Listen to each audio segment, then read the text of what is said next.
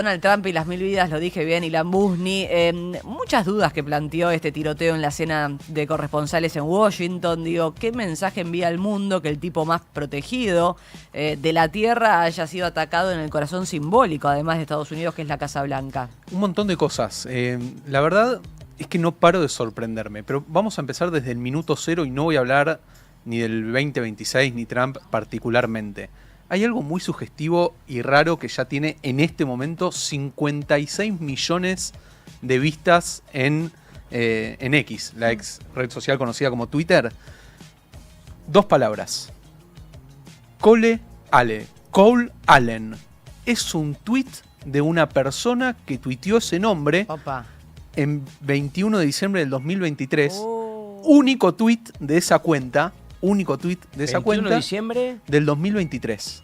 O sea, hace casi 3 años atrás. Es una persona que ya tenía planeado, evidentemente, esto que ocurrió el otro día. Henry Martínez, un usuario de Twitter, de X, tuiteó Cole Allen. El único tweet que figura en esa cuenta. 21 de diciembre del 2023.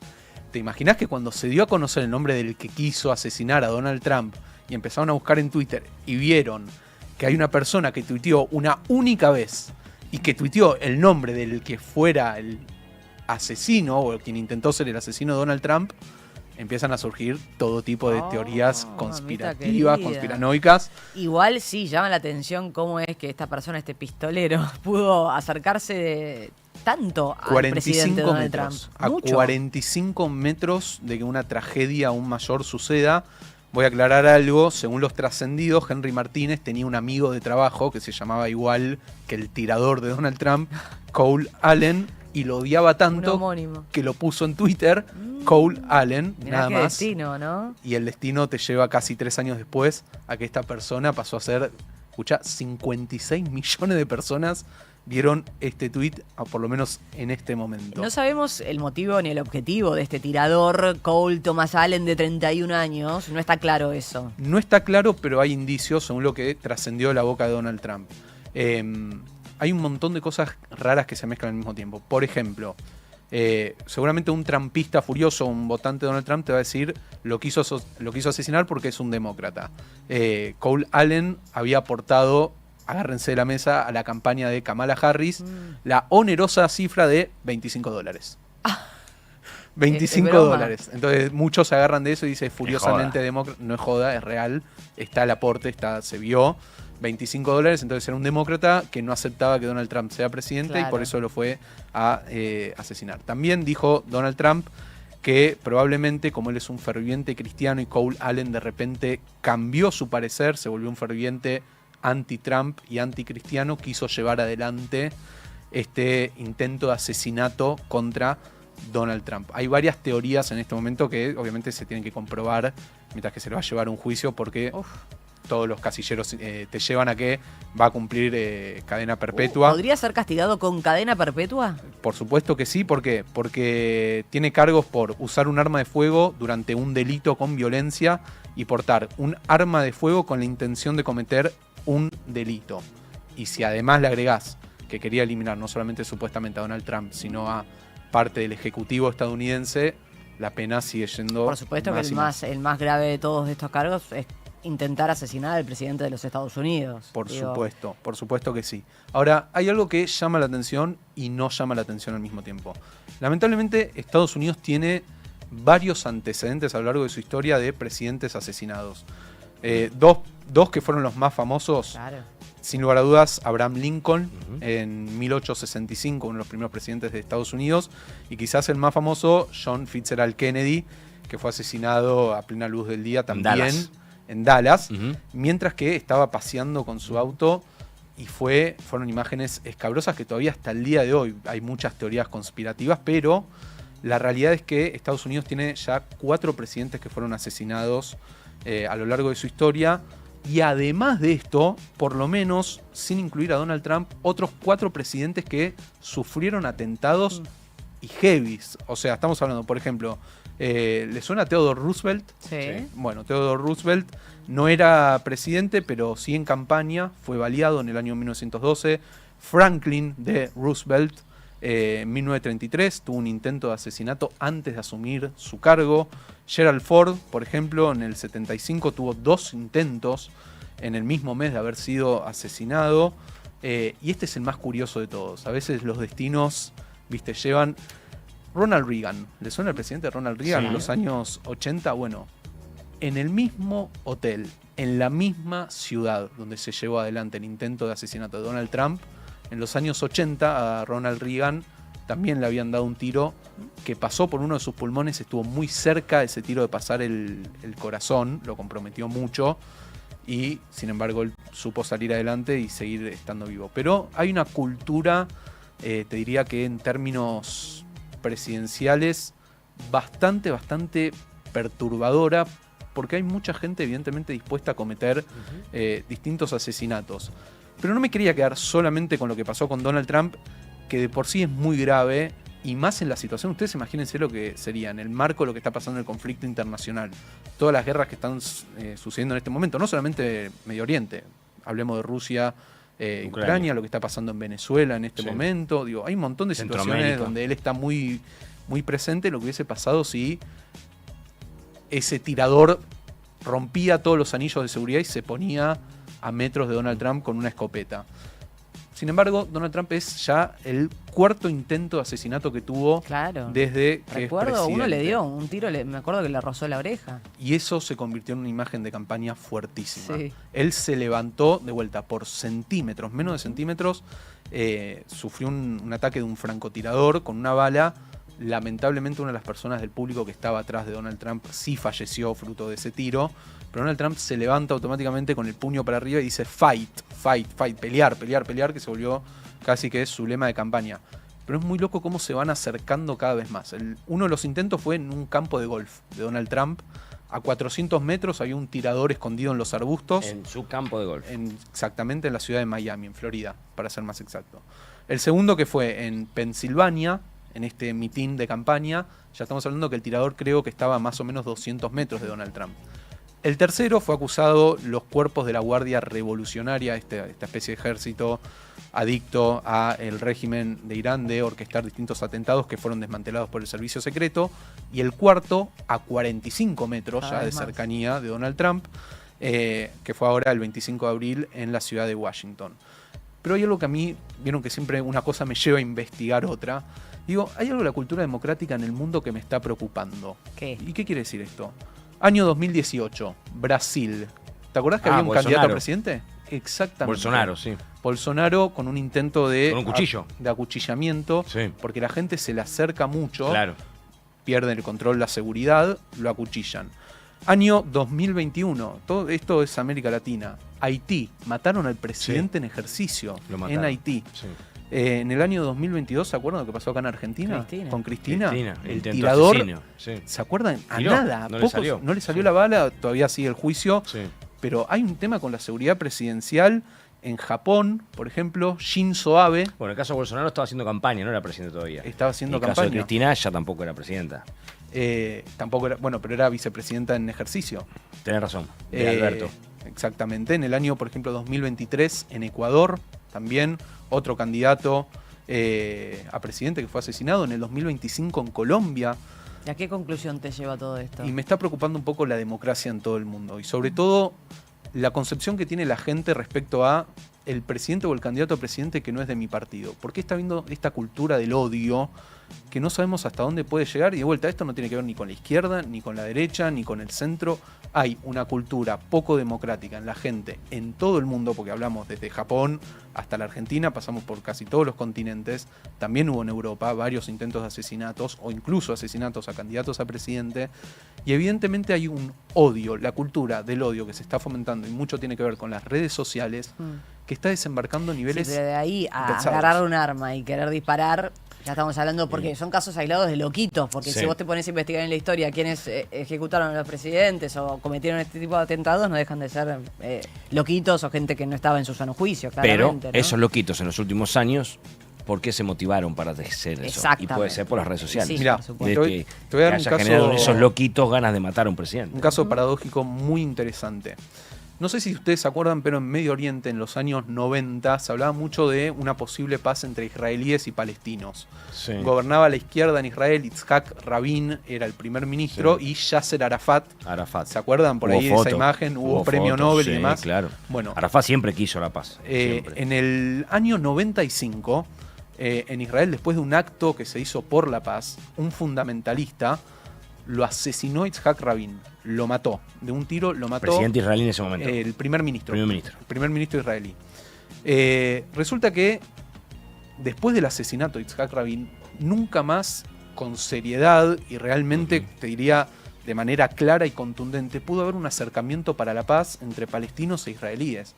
Hay veces que las personas son tan importantes en los diferentes procesos que se van llevando adelante que realmente son, te diría que no tienen suplantación, no sé si esa es la palabra correcta, pero son difíciles. Un antes y un después, ya está. Totalmente, y después quien asumió en el cargo en Israel, que fue, por ejemplo, Shimon Peres, que fue presidente hasta los 95 años y demás, nunca pudo ocupar ese lugar tan importante. Se había roto mucho más que la confianza. Se había roto un vínculo. Pasa que para que haya paz tiene que haber los dos con intenciones. Por supuesto. En ese momento los dos habían intenciones, tanto Yasser Arafat desde el lado de palestino como Yitzhak Rabin desde el lado israelí. Claro, los dos tenían ganas. Pero vos imaginate, en este momento donde se sostiene todo, literalmente creo que con alambres en el mundo, ¿qué hubiese pasado si la figura de Donald Trump no era más el presidente? Desastre. Entonces llegaba J.D. Vance con una mirada diferente de todo lo que los acontecimientos en el mundo. Entonces, evidentemente, es verdad que son loquitos, pero estos loquitos tienen un poder de cambiar el mundo o situaciones para millones de personas que debería ser tomado con mucha atención. Y cierro con esto. En el momento en el que, yo no sé si, ahí está, mira, estamos viendo las imágenes de cómo se iba enterando Donald Trump. Ese fue justo el momento. Exacto. Pero no, ahí le estaban viendo otra cosa y de repente llega la gente del servicio secreto. Se ponen los agentes, pero hay un pequeño accidente que podría haberlo cambiado todo en el momento. Porque cuando lo retiran a Donald Trump del escenario, Donald Trump se trastabilla, se cae y lo cubren ahí en ese momento. Ven que están todos los... O sea, imagínense lo que hubiese sido si el tirador llegaba adentro del salón. Con lo cual hay que replantear un poco el tema de la seguridad presidencial. Acá para el presidente Milei también es un tema que a él le gustan los actos, vieron salir del medio de la gente y tiene recomendaciones de seguridad. No y aparte era una cena que supuestamente Trump no iba a ir, después termina tomando la decisión de ir, no había concurrido en su anterior mandato, era la primera vez que lo hacía, tenía como un condimento especial. Y bueno, sucede todo esto, por supuesto se suspendió, ¿no? Se suspendió y se reprogramó. Por lo menos para dentro de un mes, según había anunciado Donald Trump en conferencia de prensa. Que refuercen la seguridad, ¿no? Y hay que decir algo. Me parece que estaría bueno de todos lados, no me refiero solamente a Estados Unidos, Argentina. Me parece que este tipo de hechos hay que repudiarlos sin peros. No tiene que haber peros. Un intento de magnicidio no es un chiste, no es cosa para dejarla de lado. Y sobre todo poner el foco en la seguridad presidencial. Estamos hablando de la primer potencia del mundo, la que se supone que es el máster de la seguridad mundial, y que lleguen a 45 metros de un presidente. En la Casa Blanca. No, en realidad no, es en un hotel cerca de la Casa Blanca. Fue en Washington, pero no en la Casa Blanca. Pero fíjate esto, el tirador se había alojado 2 días antes, o sea, ya había pasado los anillos previos sin ningún problema. Sí. Y es grave eso. Hizo inteligencia además el tirador. Absolutamente. Esto lo planeó. Absolutamente muchísimo. Sí. Así que eso, a tenerlo en cuenta porque el mundo está en ¿Cómo afecta a la narrativa de Trump todo esto desde el punto de vista de sus seguidores y su capacidad de maniobra política en plena crisis externa además? Bueno, sin lugar a dudas, cuando había sido este famoso intento con el francotirador en campaña, él lo usó de una manera excepcional, si se puede decir de esa manera. Él supo dar vuelta esa debilidad en seguridad en una fortaleza política. El puño para arriba y no me caigo, sigo estando y vamos a ir por todo. Se dio en las elecciones con una contundente victoria electoral. Hay que ver si ahora puede, más allá de que está reunido con el presidente, con el rey de Inglaterra en este momento, hay que ver si él lo va a materializar como otro gesto más de fortaleza de él, pues no nos olvidemos, es el cuarto intento de asesinato, por eso hablamos de las múltiples vidas de Donald Trump, es el cuarto intento de asesinato al presidente que fracasa y a él le quedan todavía 2 años y un poco más de mandato. Sí. Por lo tanto, me parece que también hay que ver si llega más envalentonado todavía, sobre todo con los ojos puestos en lo que puede pasar en Medio Oriente.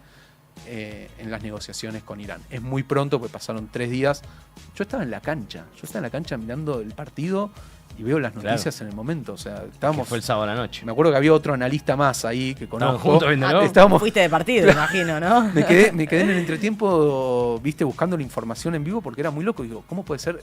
Es un fake que intentaron asesinar al presidente de los Estados Unidos. No, en no, su y país. esto era real. En su país. En su país, en su capital. En su capital, cuando en su ciudad. te sorprende, medio que uno internamente también pensaba, che, en cualquier momento, viste, que lo cuiden porque está demasiado expuesto Trump, claro, y está en un momento muy delicado. Entonces vos decís, ¿puede ocurrir un atentado? No, por supuesto que la posibilidad existía y era clara. Yo siempre digo, la seguridad tiene que ver con prevenir. Uno de los posibles, de los que se habló, por ejemplo, para que suceda al poder en Irán, es el hijo del ya depuesto Reza Pahlavi, por ahí le suena ese nombre. Él estaba en Alemania, fue a un mitin de campaña con su gente y se le acercó una persona que es hijo de un oficial de la Guardia Revolucionaria, o sea, enemigo ideológico, y lo manchó con salsa de tomate. Lo tuvo cerca. Eso se vio. Y lo bañó en salsa de tomate. Al día siguiente, Reza Pahlavi, cuando da un discurso, lo da atrás de un vidrio a prueba de balas y tuvieron que aumentarle la seguridad. Tuvo suerte que le quiso tirar salsa de tomate.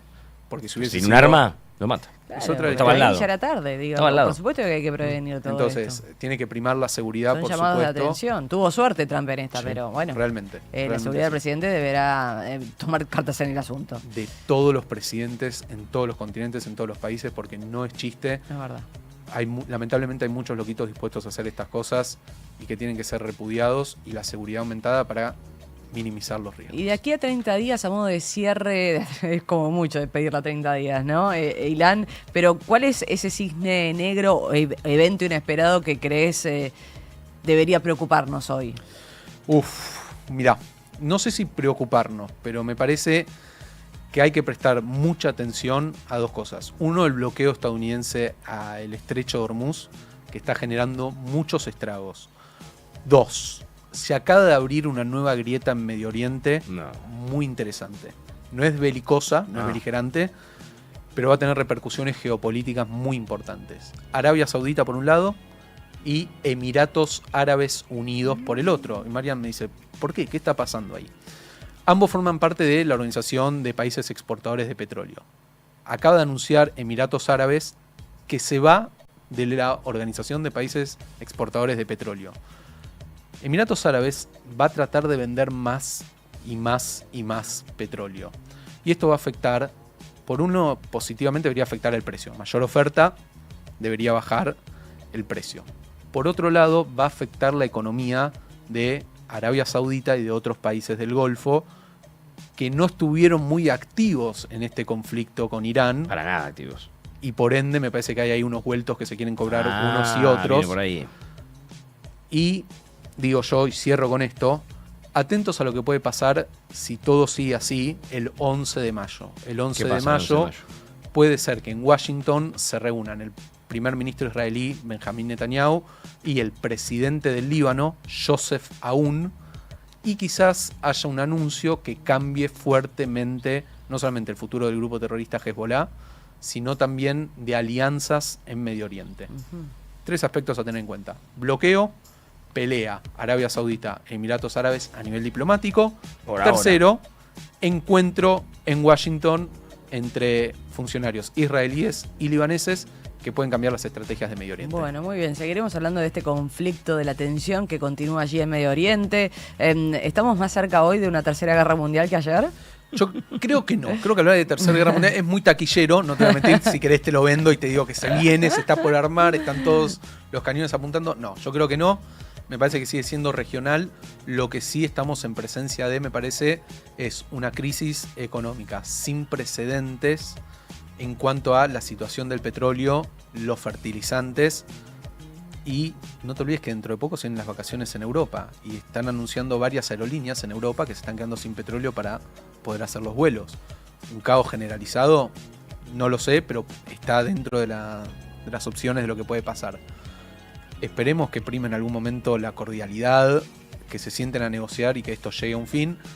Mientras tanto, mientras que no hubo, y te lo voy a decir con un alivio personal, mientras que no hubo tanto enfrentamiento estas 2 semanitas, aproveché y descansé más de 6 horas. Sí. Qué grande pudiste dormir. Excepto justo la interrupción del sábado por la noche en la cancha de River y